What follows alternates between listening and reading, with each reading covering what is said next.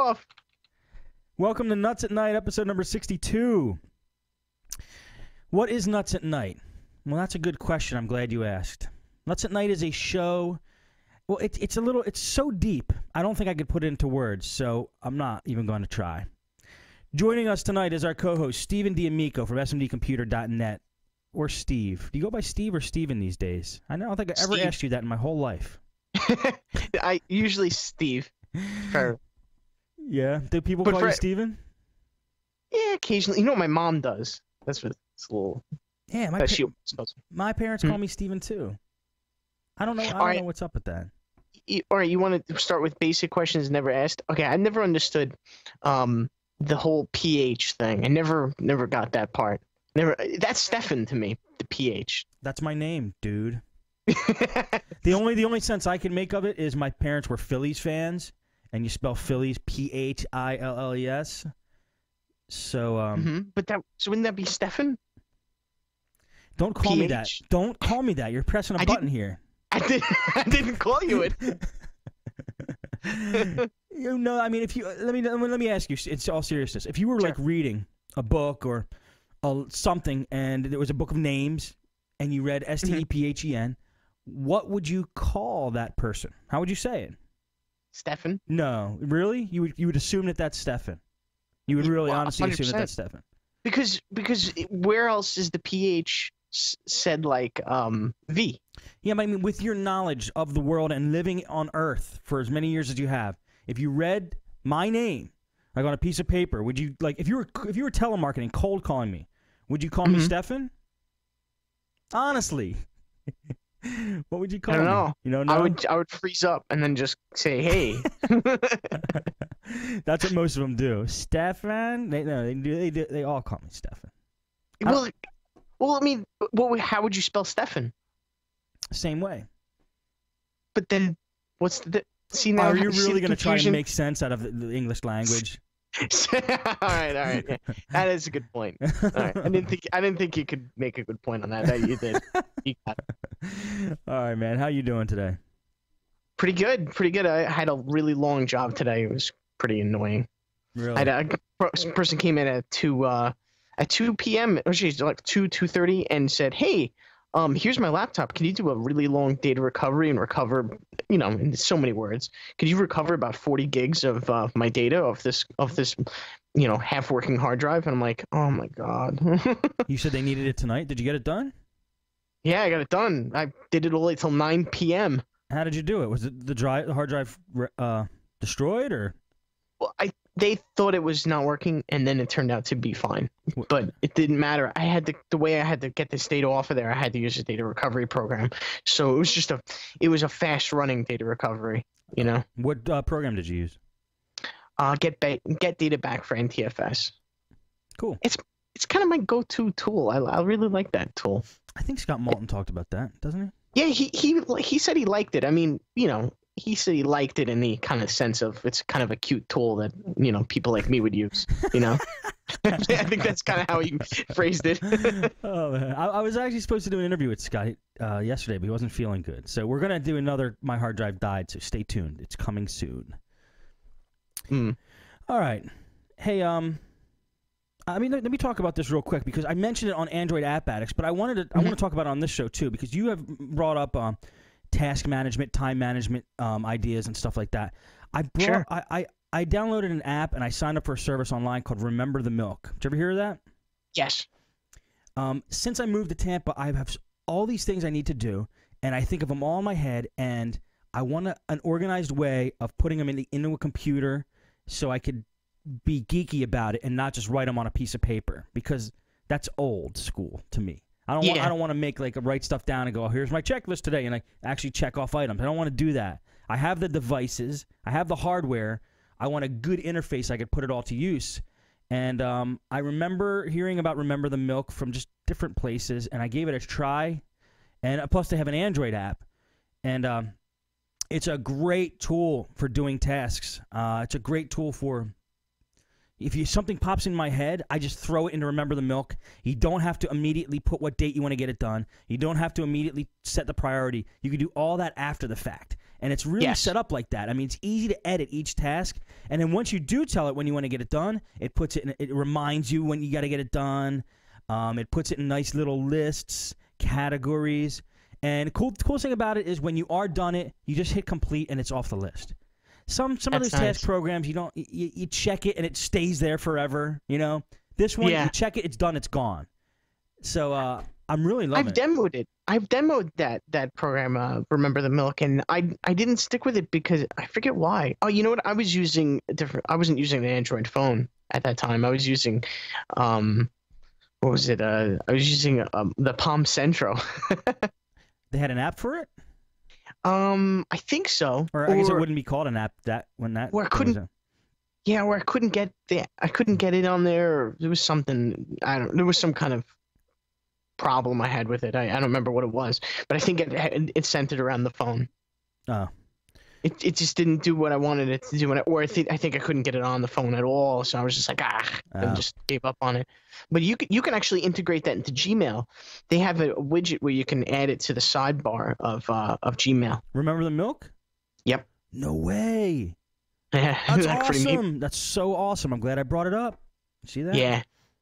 Yeah, that and Remember Milk is great. People that use GTD tend to like Remember the Milk, and they also like Evernote, which I'm sure people are thinking.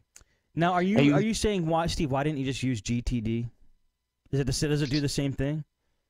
GTD is not a thing. It's really kind of like a concept, or it's kind of a system. Okay. It's a system for doing something. So it's not. You could use all paper. So, or what do they call it? A moleskin, I think this, or there might be another way of pronouncing it, but it's like you can even get that, which is like it's a little handheld little book. That's the best way to explain it.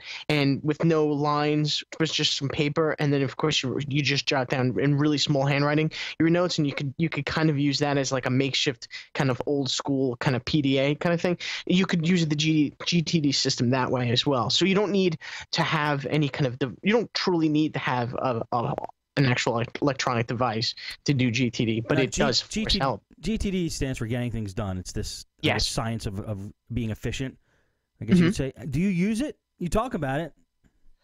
I don't use it in its full potential. Okay. But you take things from it and you use it. Yeah, I want to kind of. It's kind of like it's almost like GTD is like kind of like a study. It's a concept that you kind of like it's like, oh, I guess you can almost think of GTD as like a martial art. It's something that you practice and you keep working at and you never really complete. It's a little like that, and it sounds silly, but because it's a lot of it is mental, a lot more of it is mental, and of course, I mean, as I'm sure are well aware, things that you have to get done are so vast and so different from each other.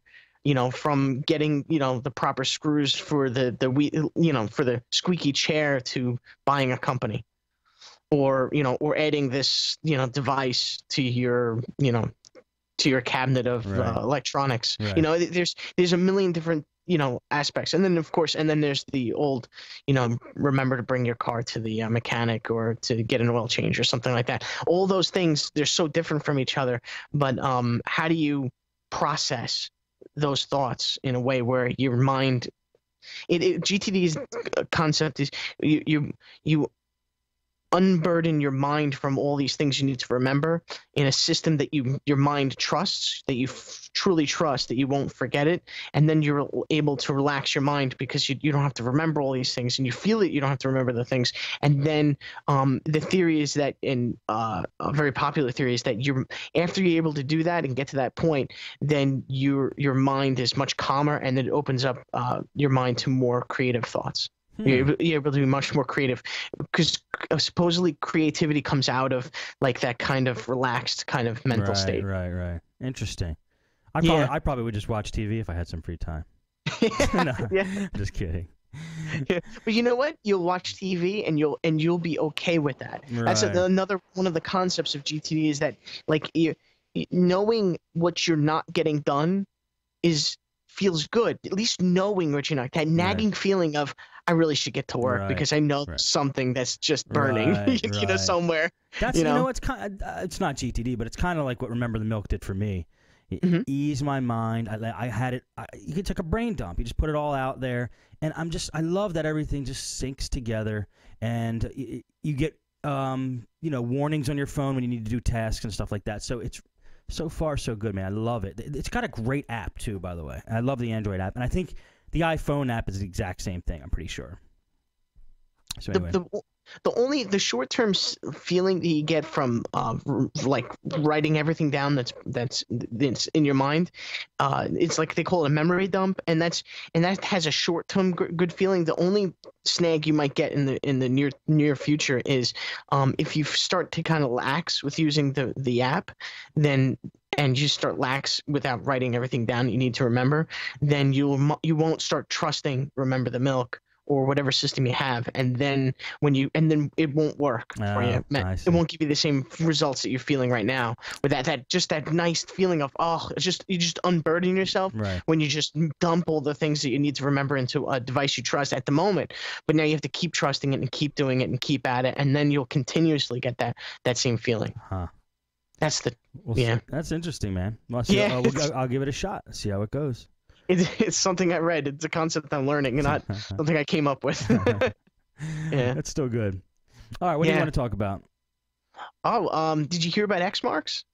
Yeah, you heard about it? Yeah, they're stopping it. Yes, I heard it briefly in my sleep. I can't remember what source. But tell me, what's going on? Well, supposedly the company that, I don't know what they call themselves, but the company that is using or the company that is X marks is they're closing their doors. They can't seem to find a profitable business model. Why? Because browsers are just stealing your ideas. Is that what it is? No, it's a free service. I think they can't somehow throw an ad in their face, I guess. Oh. Damn, I love X marks. Used to be Fox marks. Yeah, I've used it like crazy. You know what? I don't care if they close their doors. You know why? Because I liked it when it was just. I liked it before its last whole evolution where they started putting like rankings on sites and stuff. I don't care about that. All I wanted was a link bar. I like putting all my icons on my link bar. I can show you. Yeah. Link bar, and then.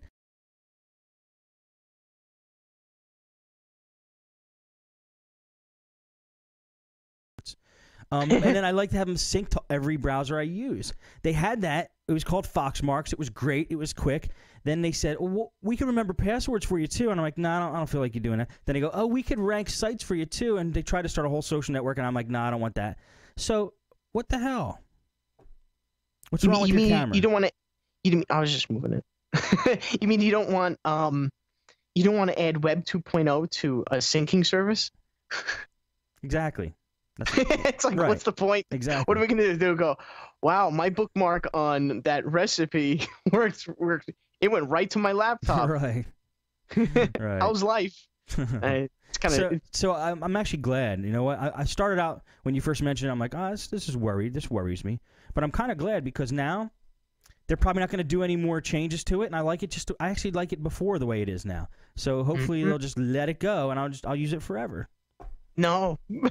What? Because how it works is all your syncing, it goes to the web and then into like a web account, and then all your devices sync to that. So because if you turn your computer on and then you make your changes, they're closing down their servers. Then you're saying, yeah, okay, shoot, that sucks. Some other company's going to do it. Then there probably is other actually alternatives for it. I don't understand how they can't come up with a profit model. How about charge for it? Hello. That's a great idea. What I mean? Like like $5 or something. How about this? Oh, how about this? We're everybody. You're gonna lose your service unless you give us $10.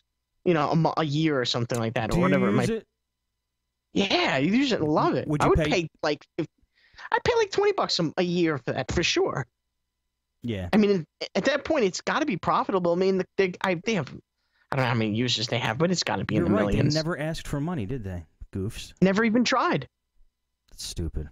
They deserve. Stupid. They deserve to fail.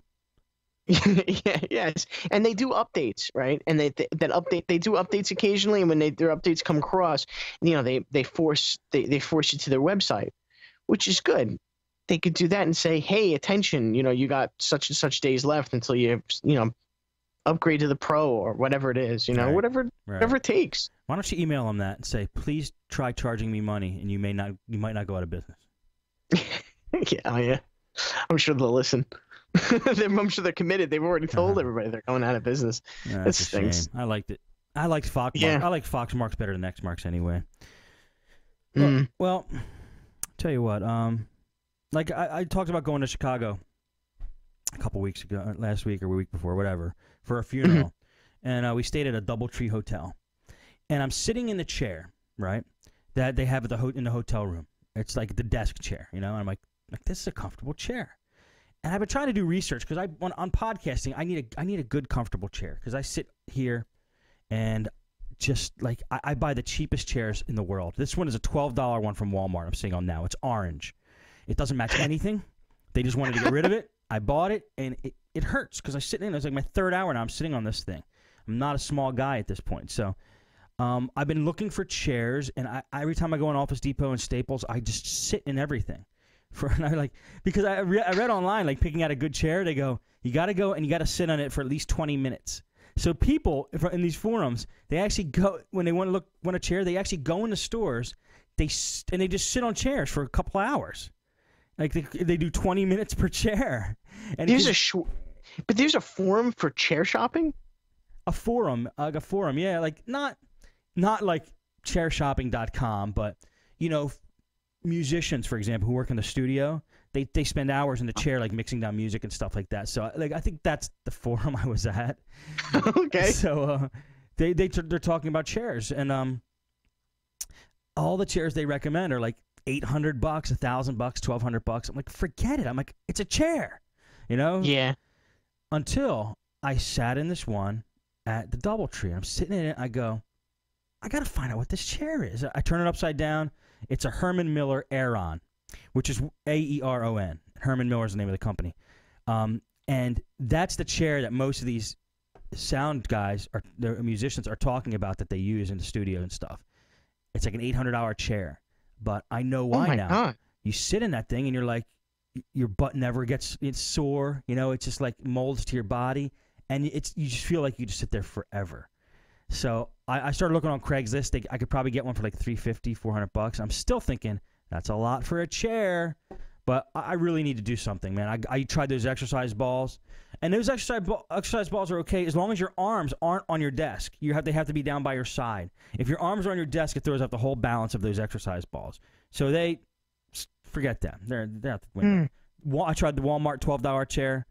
Hurts. I've tried chairs before this. I bought a chair at Best Buy for like $120. Sucked. So I think I'm going to have to dish out for a chair. And I wanted to test a Herman Miller chair before I actually sat on them because they don't sell them at Staples or anything. So I got the test one, and I like it. So I think I'm actually going to buy it. But wow. Yeah, these things are pretty cool looking. Oh my God, look at that price. yeah, I'm looking at one for $1,000. yeah, a chair. But it's like all mesh. It's not like cushiony. It's a mesh. But it's very, very comfortable. And there's all kinds of adjustments. You could just it gives you the lumbar support and all that crap that I don't even know what it does. But it has all that. And I might have to bite the bullet. Now, I've been in Office Depot and Staples, and they make imitation, like Herman Miller chairs. Like they have one that looks just like the Aeron. And it's there, and I sit in it, but it didn't feel like the one at DoubleTree. It just did not feel like it. Unless the guy who built it at Office Depot was just an idiot and didn't build it right. It didn't feel like the real thing. So I think I'm going to have to put out for one of these. I don't want to, but I think I'm going to have to put out. I see this chair, this Aeron, this chair that you're describing, and it's just, and reading the description, one of the this is 2 words on it. It says fully loaded. It's like a car. This is a chair. Some people hate them. Like I read in these forums, people are like, "Oh, you can't get that. You got to get a Leap desk, blah blah blah chair. Something starts with L. I can't remember what it's called." And I don't know where to sit in these things. I can't find them anywhere. So. I at least tried the Aeron. Most people are using that, so I'm looking on Craigslist, and they're actually on there. They're actually on Craigslist. So even in Philly they were there, Tampa they were there. So I was happy I sat in one. Isn't this exciting? Isn't this exciting? You guys tune in to this show to find out what chairs I like. Boring. Yeah, but that's a pretty cool chair if it's that nice. I guess so. I mean, If anybody has an Aeron or an awesome chair, like awesome, email us, me and Steve. Email mail@podnutz.com. Tell me why I shouldn't buy the Aeron, and make a good case for it, and that would be very helpful to me. I appreciate that. You know, we all said a lot. I mean, I think I could speak for everybody. We speak. At least I know I do. Yeah. I said a lot and too much. A lot, way too much, and to the point my legs kind of stink. Yeah. And like, not stink in the smelly sense, stink in the sense. Right. And you know, so yeah, if something, why not? I mean, it's like buying a really good monitor for your computer. Right. It's something that you're going to constantly use at all times. Right. It's a great idea. Yeah. Well, we'll see how it goes. We'll see how it goes. I went on a Craigslist to I was trying to sell this boat engine. Where did you get a boat engine? Oh, where else do you get a boat engine than a friend's shed? He had two. He had two of them. He's like, I go, whoa, you got boat engines? And he goes, yeah. So I'm like, what are you doing with them? And he's like, nothing. I'm like, not anymore. I said, and he's like, what do you mean? I'm like, I'm gonna take them. And he's like, I don't know why you're even telling me this. Just do it. And I'm like, okay. So I took them, and they're probably worth about $600 between the two of them. Serious? Yeah. That's great. Yeah. So would you put them on Craigslist? Yeah, so I put it on Craigslist, and now I got one of those Craigslist creeps that come around and try to scam you out of money. So now my new tactic is just to tell them to get a life. Wait, you actually had met up with them to find this out, or no? No. Just they email you and they tell you the same. Just this classic garbage.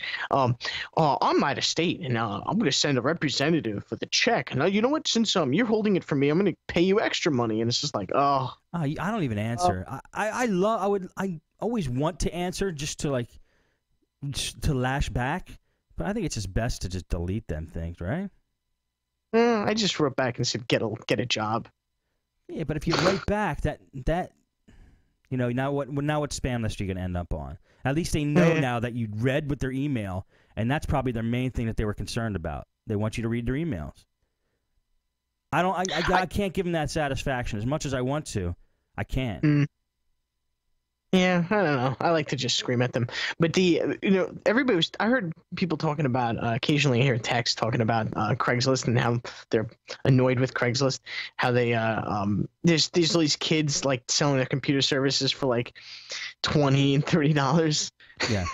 I'll fix your whole computer for $30, flat rate. Yeah. These guys, but I mean, people are threatened by that. I mean, has anybody ever heard of the concept of a free haircut? Seriously. Right. I mean, you're going to look terrible. You're going to be uneven. It's going to be horrible. It's going to be a terrible experience. I don't think we should get worried about it. I don't think any tech should get worried about it. If you're a good tech, you should. Yeah, I agree. I also, speaking of Craigslist, I saw there's a Craigslist documentary on Hulu, and I was not really much of a fan of it. The documentary or Craigslist? The documentary was kind of crappy, actually. I watched it, and it was just, I don't know. It was just kind of like, I don't know. I didn't get it. I didn't fully understand. I guess I looked at it like I wanted to hear about Craigslist. Right. Like, maybe tell me something I don't know about Craigslist. And it seemed to be just like, hey, let's interview all these wacky people that are using Craigslist to do things. And it was like two guys who became roommates, and some guy who was like a transgender this or that, and some guy that's teaching dance lessons. It's just like, I was like, but it was weird theme throughout the whole documentary, and it had to do with dancing. For whatever, there just was copious amounts of dance numbers being done in this documentary about Craigslist. Oh, that's lame. What is it called? Dancing with Craigslist? I just forget. It's on Hulu. I know it's on Hulu for sure. But now that I'm on Hulu Plus, I'm not sure if I'm getting things that regular Hulu people are getting. Yeah. So can't tell a difference, but it's on there somewhere, I guess, if you have it. I have to tell you, I hate documentaries that take a subject that is potentially mind-bogglingly interesting, and they just can't do a good job with it. You know what I mean? It's like, how hard is it to make a very interesting documentary about Craigslist? Do you know all the crap that happens on Craigslist? Do you know you could pick you could read any page at any time and find something that's completely hilarious and completely interesting, and they made it about dancing. What a fail. Yeah, it kind of stinks. There's one of my favorite things about Craigslist, and it can be very entertaining, is their you can nominate listings to be I don't know, they become Hall of Fame listings or something like that, where people can nominate them, and I guess they vote them up or something like that, and then you could find them. I forget how to do that. No, I actually have seen that. They list it. Yeah, some of them are so absolutely hilarious. Some of them are really, really funny. I mean, I can't really read them off because they get a little insane, especially with the language. But wow, they're really good. Cool. Yeah. Hey, I had to pause the recording here. I'm trying to find my Super Anti-Spyware ad. Can you hang on a sec? Yeah, sure.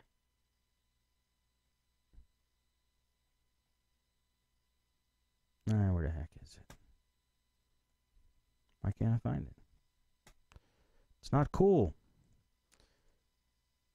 I don't know why they do that. What? Why do they do that? It's stupid.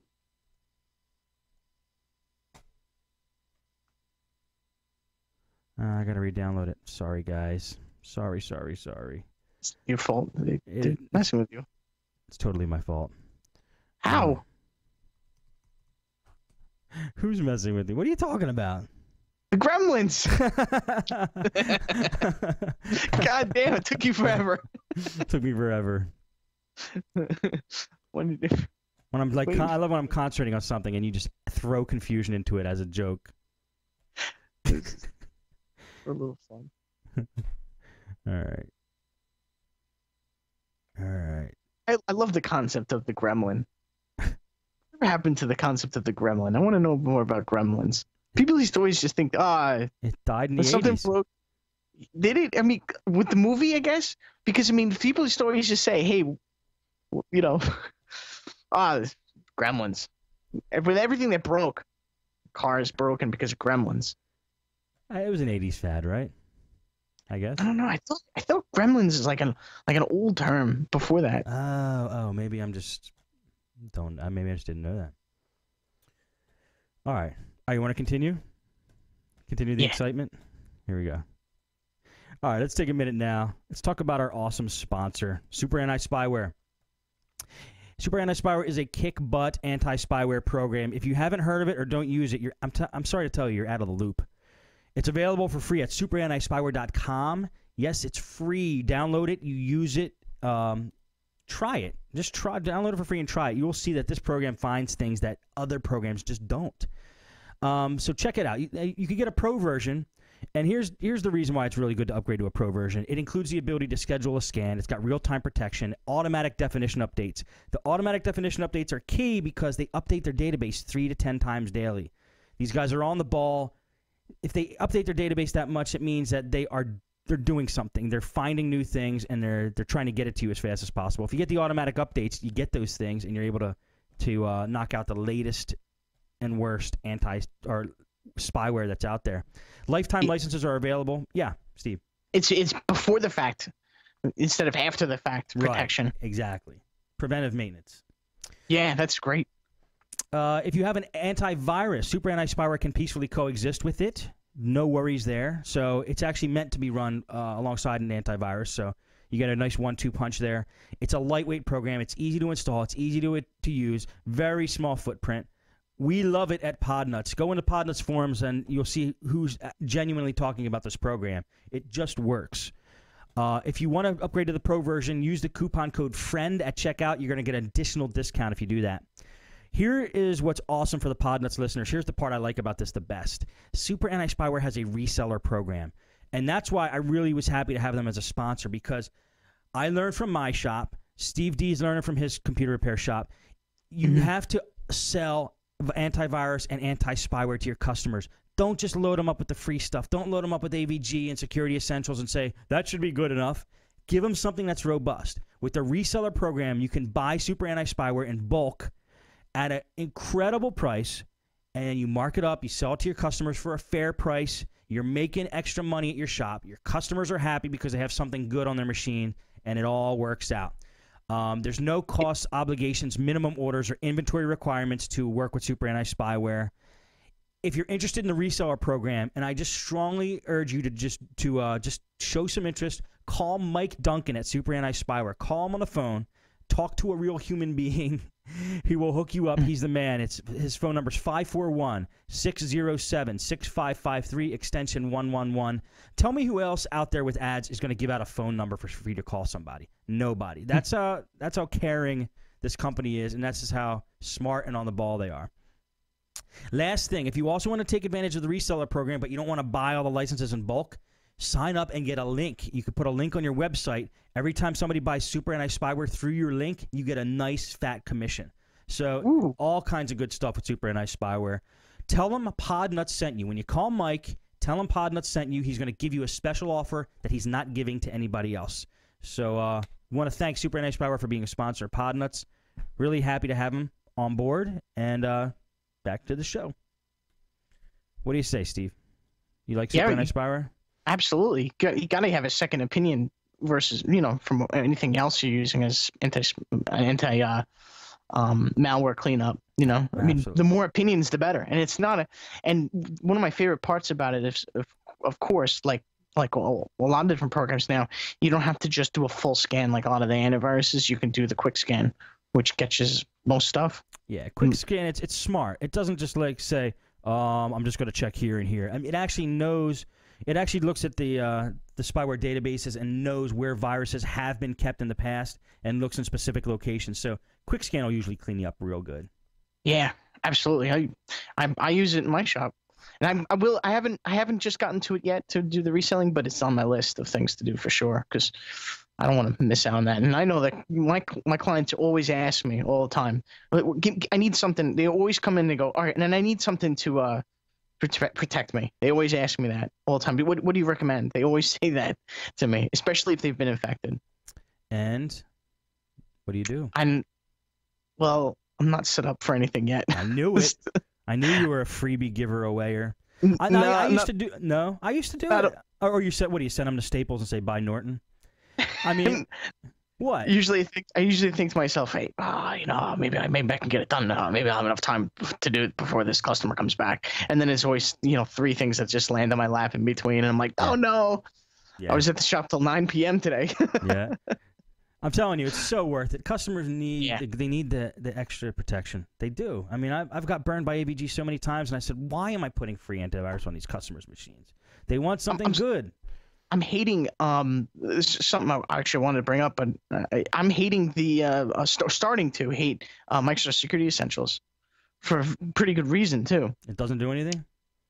Well, it's not protecting from spyware, so it's a joke for spyware. But more importantly, it's on older systems, especially older XP systems.